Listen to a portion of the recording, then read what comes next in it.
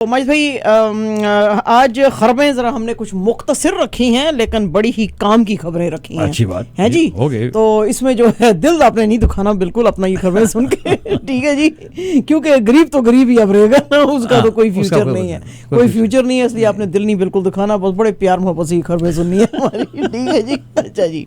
अच्छा जनाब, ओंटारियो में आपको पता ही है कि सर्जरीज जो हैं वो बड़ी जो है डिले होती जा रही थी। तो आज एक प्रेस कॉन्फ्रेंस थी, उसमें जो हमारे ओंटारियो के प्रीमियर थे डग फोर्ड साहब और हमारी जो ओंटारियो की जो हेल्थ मिनिस्टर हैं सिल्विया जोन्स, वो लोग बात कर रहे थे और उन्होंने कहा जी कि ये जो सर्जरीज के बैकलॉग्स हैं इनको हम खत्म करने की कोशिश कर रहे हैं। तो 3 स्टेप प्लान जो है आज ओंटारियो गवर्नमेंट ने दिया है। उन्होंने कहा जी फर्स्ट स्टेप के अंदर जो डायग्नोस्टिक सेंटर्स और कम्युनिटी सर्जिकल सेंटर्स होंगे वो वेट लिस्ट को इसको कम करेंगे। 14,000 सर्जरीज जो हैं एवरी ईयर की जा सकेंगी। इसके अंदर not for profit and profit clinics दोनों शामिल हैं और इसके लिए गवर्नमेंट जो है $18 मिलियन जो है वो दे रही है एग्जिस्टिंग सेंटर्स को, ताकि एटलीस्ट MRI और CT स्कैन्स और ये जो ऑफ्थल्मोलॉजिकल सर्जरीज हैं और इन्वेसिव गायनोकोलॉजिकल और प्लास्टिक सर्जरीज हैं वो की जा सके।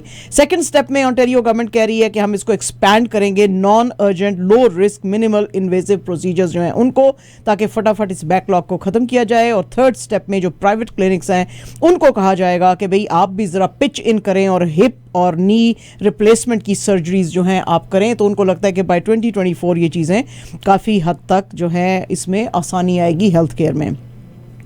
वर्ल्ड इकोनॉमिक फोरम जो है डेवोस में स्विट्जरलैंड में शुरू हो गया है और इसके ऊपर just to coincide with this summit जो ऑक्सफैम है उसने जनाब आज एक रिपोर्ट लेकर आए हैं और इस रिपोर्ट का जो टाइटल उन्होंने दिया है जो इसका ऑक्सफैम वालों का सर्वाइवल ऑफ द रिचेस्ट, ये रिपोर्ट का नाम है।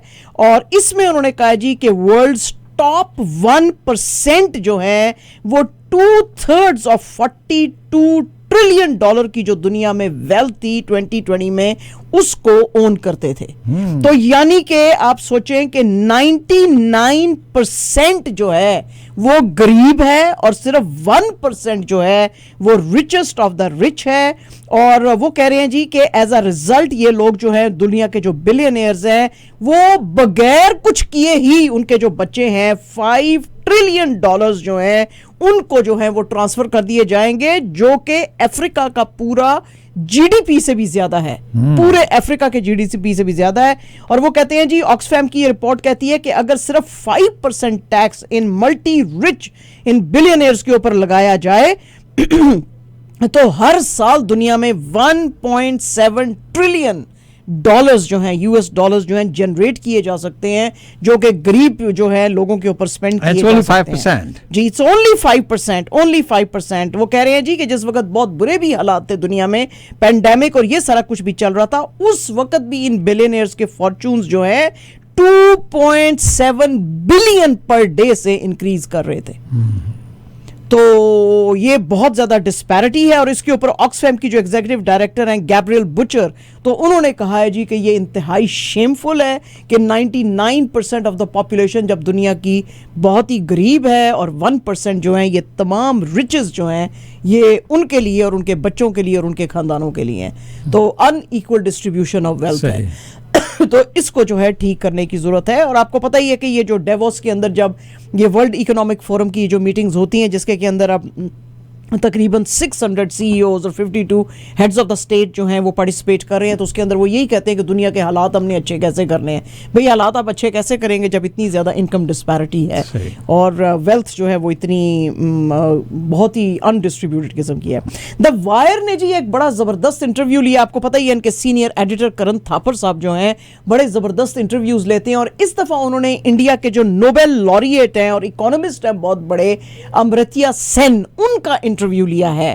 और उनसे जब इन्होंने करण थापर साहब ने बात की और उन्होंने कहा कि आपने भी रिसेंटली एक फ्रेंच न्यूज़पेपर जो है ले मोंड उसको एक अपना इंटरव्यू दिया है और उसके अंदर आपने कहा है कि मोदी जी की जो गवर्नमेंट है वो दुनिया में सबसे ज्यादा अपॉलिंग है।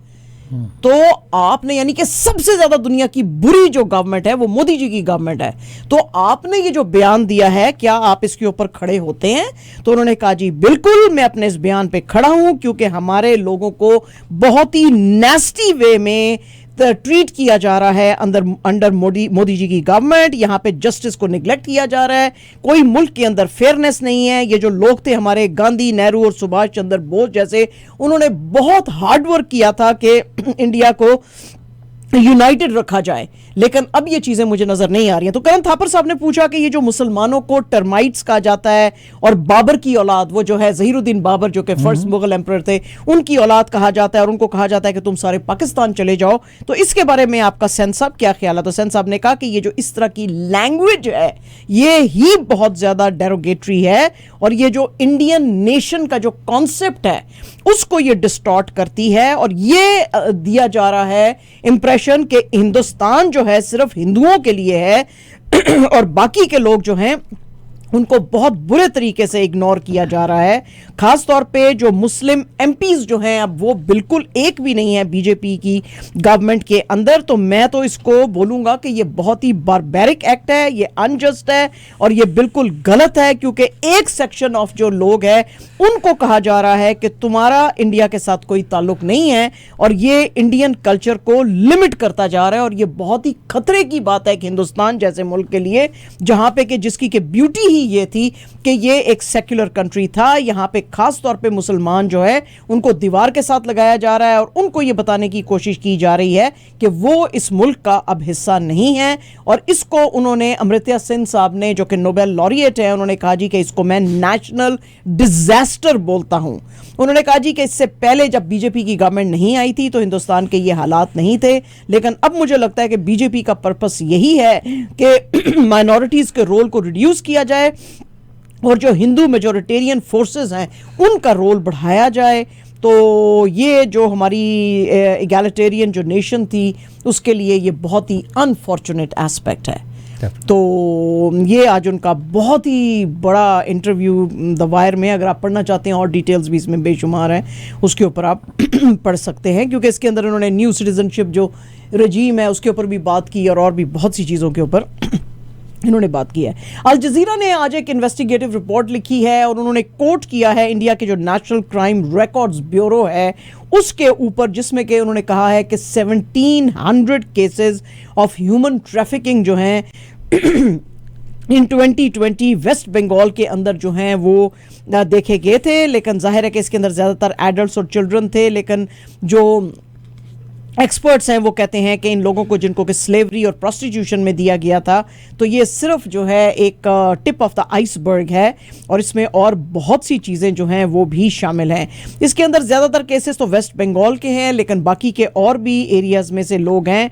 वो कहते हैं जी कि इंडिया की जो सेक्स रेशो है 943 फीमेल्स टू 1000 मेल्स है, जिसकी के वजह से इनको बेचा जाता है औरतों को as brides and other things in prostitution भी। अब्दुल राशिद हंजूरा जो कि कश्मीरी एक लॉयर एक्टिविस्ट है, उन्होंने अल जजीरा से बात की थी, जिसके के मुताबिक उन्होंने कहा कि ये पूरा एक बिजनेस है जो कि ब्रोकर चला रहे हैं हिंदुस्तान के अंदर, जबकि जो कश्मीरी मेन जो है, जाहिर है कि वहां पे चूंकि कॉन्स्टेंटली लड़ाइयां चल रही हैं तो औरतें वहां पे चाइल्ड बर्थ में और चीजों में मर जाती हैं। तो ये लोग जो ब्रोकर हैं ये इन औरतों को जो कि दूसरे हिस्सों से लेकर आते हैं, उनको कश्मीरी मर्द जो हैं उनके साथ उनको मैच करते हैं और इनको ट्रैफिक किया जाता है। कभी कभी ये औरतें जो हैं अंडर एज होती हैं और वो कहते हैं जी कि इनकी कॉस्ट जो है, आप सोचें ज़रा कि इनको जो एजेंट्स जो पूरी फैमिली जो है अगर उनसे उनकी रजामंदी से कोई बच्ची उठाते हैं तो $35 देते हैं US डॉलर्स उस बच्ची का, और अगर उसकी कंसेंट के बगैर, फैमिली की कंसेंट के बगैर उस बच्ची को ले जाया जाता है और बेचा जाता है और ट्रैफिक किया जाता है तो $80 उस बच्ची के दिए जाते हैं, उस औरत के, लड़की। तो ये जो है जी सारा इसके ऊपर ये जो नेशनल क्राइम रिकॉर्ड्स ब्यूरो आज की जो रिपोर्ट आई है उसके ऊपर अल जजीरा ने फिर पूरी एक इन्वेस्टिगेटिव रिपोर्ट लिखी है। उसमें बहुत सारी औरतों के उन्होंने इंटरव्यूज़ लिए हैं, जिसमें कि उन्होंने कहा जी कि हमें कहा गया कि तुमको बहुत अच्छी नौकरी मिलेगी कश्मीर में, हम तुम्हें वहाँ पे लेके जा रहे हैं। तो जब हम उनके पास गए तो उन्होंने कुछ हमारे ऐसे इंटॉक्सिकेटिंग ड्रिंक्स दिए जिसकी वजह से हमें पता नहीं चला कि हम कहाँ हैं। एंड बाय द टाइम हमने आंखें खोली तो हम कश्मीर में थे और वहाँ पर एक ओल्डर मैन जो था उसको हमें ये इन्होंने बेचा हुआ था। और अब हमें समझ नहीं आती कि अब हम वापस अपने घरों में जाएँ ना जाएँ, और जो है इस तरह की उन्होंने बातें की, which is very very horrifying. BBC की जी एक नई डॉक्यूमेंट्री आई है, ये 1 घंटा लॉन्ग डॉक्यूमेंट्री है और ये डॉक्यूमेंट्री है आरिफ नकवी साहब के ऊपर। आपको पता ही है कि जो बहुत बड़ी ये कंपनी अबराज कैपिटल चलाते थे, और हमने पूरी यहाँ पे आरिफ नकवी साहब की हिस्ट्री आपको बताई थी कि कैसे दुनिया के बड़े बड़े लोग जो थे आरिफ नकवी को सुनते थे, इनको बुलाते थे, और अमेरिका में जो बल्कि जो उसकी बिल क्लिंटन की जो एडमिनिस्ट्रेशन तक में लोग थे इंटरेस्टेड थे इनके साथ इन्वेस्ट करने के। इस बीबीसी की डॉक्यूमेंट्री का नाम है $1 billion downfall the deal maker.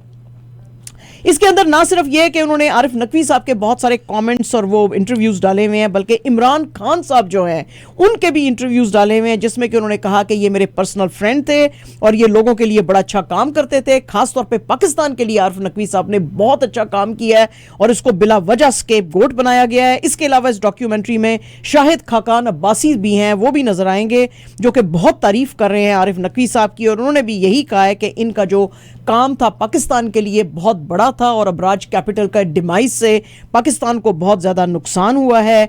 और इसमें आरिफ नकवी साहब जो है वो बात करते हुए कह रहे हैं कि जो कोई एलिगेशंस इनके खिलाफ लगाए गए हैं वो बिल्कुल गलत हैं, क्योंकि इस वक्त ये हाउस अरेस्ट में है वहाँ पे इंग्लैंड में। तो और उन्होंने कहा है जी कि मैं बिल्कुल इनोसेंट हूँ और ये गलत मेरे पे चार्जेस हैं। तो ये बहुत ही इंटरेस्टिंग है। ये जब से इन्होंने अनाउंस किया बीबीसी ने कि हम कर रहे हैं, तो इसके ऊपर काफ़ी जो है अब इंटरेस्ट शो किया जा रहा है, दुनिया में लोग वेट कर रहे हैं इस डॉक्यूमेंट्री का, क्योंकि लोग वाकई जो है आरिफ नकवी के बारे में बहुत जानना चाहते हैं। तो ये है।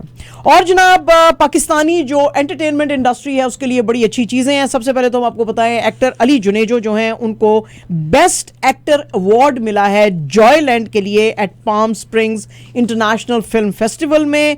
इस फिल्म को जो है शॉर्टलिस्ट किया गया है ऑस्कर्स के लिए भी, 2023 के भी जो होने वाले हैं। इनकी जो कैटेगरी थी बेस्ट एक्टर की, उसमें पाम स्प्रिंग में जो इंटरनेशनल फिल्म्स थी उनकी कैटेगरी में इनके बारे में कहा गया कि इनकी एक्टिंग जो थी लाजवाब थी इस फिल्म में। आपको पता ही है कि जॉयलैंड जो है उसको काफ़ी पाकिस्तान के अंदर मुश्किलात आ रही हैं, क्योंकि इसका जो है वो टॉपिक ही ऐसा है कि एक लड़का जो है उसको एक ट्रांसजेंडर से प्यार है। तो लेकिन जो इसका टॉपिक इतना बोल्ड जिसके के ऊपर इन्होंने काम किया है कंजर्वेटिव सोसाइटी लाइक पाकिस्तान में, तो उसके लिए जो है बड़ा हेल किया जा रहा है दुनिया सारी में, और उस सिलसिले में जो है इस फिल्म को काफ़ी पसंद भी किया जा रहा है, उनके जो एक्टर्स हैं उनको भी पसंद किया जा रहा है। और इसके अलावा सिर्फ फिल्म ही नहीं जी, पाकिस्तान म्यूज़िक इंडस्ट्री के लिए भी 2023 अभी शुरू ही हुआ है, तो वो कहा जा रहा है कि जी wow what a year for Pakistan music इसलिए क्योंकि अली सेठी साहब, आपको पता ही है, वो पसूड़ी जो उन्होंने गाना गाया था बड़े मशहूर हो गए थे, वो अब परफॉर्म करेंगे कोचेला जो है इवेंट उसके ऊपर। और इसके अलावा जो है इनकी सबसे बड़ी बात यह है कि ये सेकंड पाकिस्तानी है जो उस प्लेटफॉर्म पे परफॉर्म करेंगे आफ्टर उरूज आफ्ताब। उरूज आफ्ताब ने ग्रैमी विनर हैं, आपको पता ही है, लास्ट ईयर उन्होंने यहाँ पे परफॉर्म किया था। और उरूज आफ्ताब वही खातून है जिनके के गाने जो हैं वो हमारे बरक ओबामा साहब भी बड़े खुशी से सुनते थे। इसके अलावा जो पाकिस्तान के यंग स्टनर्स हैं वो भी अबू धाबी के अंदर एक होने वाला है इवेंट, उसके अंदर जो है परफॉर्म करेंगे अमेरिकन रैपर्स ट्रेविस स्कॉट और लिल उजी के साथ। इसके अलावा पाकिस्तानी गाने जो हैं कहानी सुनो और पसूड़ी जो है वो यूट्यूब के टॉप 100 सॉन्ग्स जो है उनके ऊपर जो है आया हुआ है, तो आए हुए हैं ये दोनों गाने। तो पाकिस्तान म्यूज़िक इंडस्ट्री के लिए ज़बरदस्त साल है। अभी कुछ दिन ही हुए हैं, 16 डेज ही हुए हैं, और Pakistani musicians and music is rocking the world. तो जो है ये इतना ज़बरदस्त है। और जनाब कल बुर्ज खलीफा के ऊपर दुबई में शाहरुख खान साहब की जो फिल्म आने वाली है पठान, उसका ट्रेलर प्ले किया गया, and in the presence of Shahrukh Khan himself. वो भी वहां पे थे अपने, उसके लिए तो प्रॉब्लम नहीं आ रही है, बहुत प्रॉब्लम्स आ रहे थे, लेकिन दुबई के अंदर जो है उनकी प्रमोशन चूंकि फिल्म की पठान की चल रही है, तो उसके ऊपर जो है वहां पे बुर्ज खलीफा के ऊपर जो है ये उनका प्ले किया गया है और वहां पे दिखाया जा रहा था। तो वहां पे उनका वो गाना भी लगाया गया था, झूमे जो पठान। तो वहां पे ये इन्होंने फैंस के साथ फिर डांस वांस भी किया और बड़े जो है ये वहां पे लोगों को खुशी हुई और लोग मिले भी शाहरुख खान साहब से, और बड़ा ज़बरदस्त ये वहां पे इवेंट रहा। और जनाब जो विराट कोहली साहब हैं और रोहित शर्मा साहब हैं, वो जो इंडिया की T20 टीम है उसमें से बाहर है, क्योंकि ये जो अभी आने वाली है इनकी होम सीरीज न्यूजीलैंड के साथ, उसमें ये दोनों T20 में नज़र नहीं आएंगे, लेकिन ओडीआई स्क्वाड में ये नज़र आएंगे।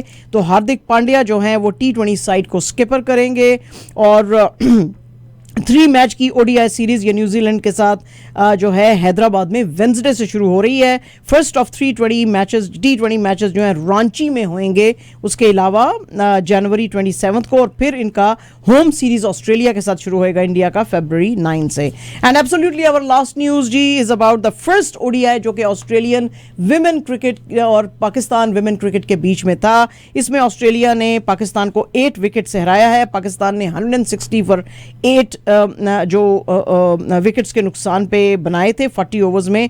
ऑस्ट्रेलिया ने 158 फॉर 2 बनाए 28.5 ओवर्स, लेकिन वो डीएलएस मेथड जो था उसको अप्लाई किया गया, उसकी वजह से ऑस्ट्रेलिया जीता और अभी 67 बॉल्स जो थे वो रिमेनिंग थे। तो लेकिन फिर भी बड़ा अच्छा तजर्बा है पाकिस्तानी लड़कियों के लिए। जाहिर है कि ऑस्ट्रेलिया जैसी ज़बरदस्त टीम के साथ खेले तो they will gain a lot of experience.